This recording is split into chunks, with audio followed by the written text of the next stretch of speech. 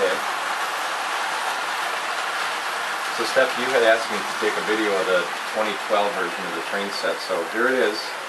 It's mostly done, and I'll just point out a few things. So what I did, if you notice over in the corner, where both the trains are running right now, you see that I've got elevated tracks. So I made one track grade go up and through the tunnel, and he comes down right here and over the station.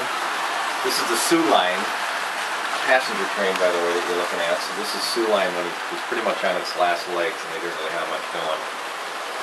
The freight train that's running in the middle is the Milwaukee Road freight train, like we saw all over the place around the Twin Cities when we were kids.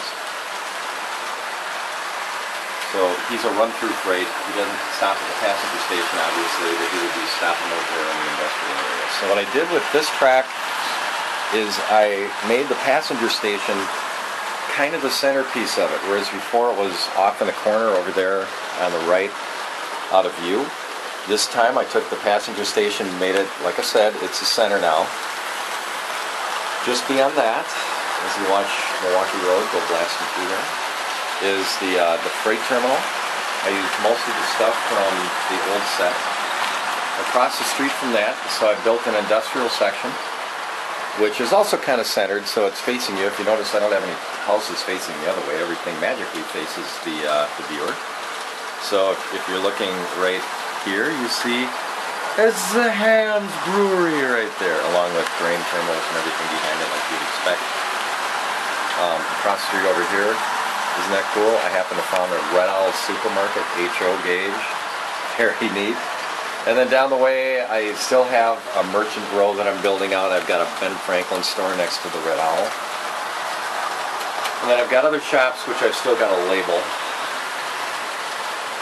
I'm not sure what they'll be yet. There's obviously a bank on the corner, but I have to note it. In the alleyway behind, I have the lumber milling company, and then I have the tire factory. Those are two carryovers from the former set. And then I have the oil yard behind that. Now, you'll notice I have a park,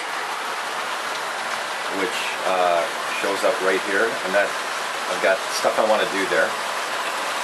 Yet it's mostly done, but not completely. Across the street, filling station.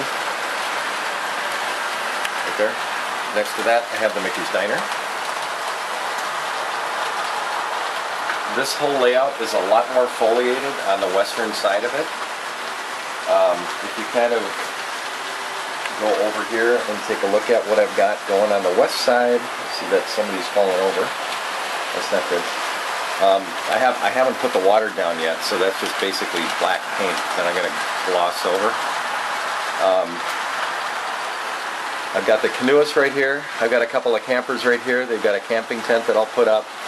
I have the beachgoers around St. Mary's Point on the little river that I've got going through. I've got a whole boatload of bridges between the girder bridge over there in the corner. I've got the steel structured bridge, the car bridge, the parking lot over here, and like I said, it's a lot more foliated. I think the tunnel's a little more realistic than the other one too. And I don't know what else to tell you. It's kind of closed out over here with the cliff, which I like to think of kind of reminds me of Taylor's Falls and the cliffs and the pine trees at the very top. And other than that, there you go. So what we have running on here, like I said, is the Soo Line during its closing days, when it just before it shut down passenger operations. Along with a couple of passenger cars, Soo Line ran it with some express freights to help build revenues on their passenger runs, but it was kind of it was too late at that point. And then the Milwaukee Road has a nice long freight going down the middle.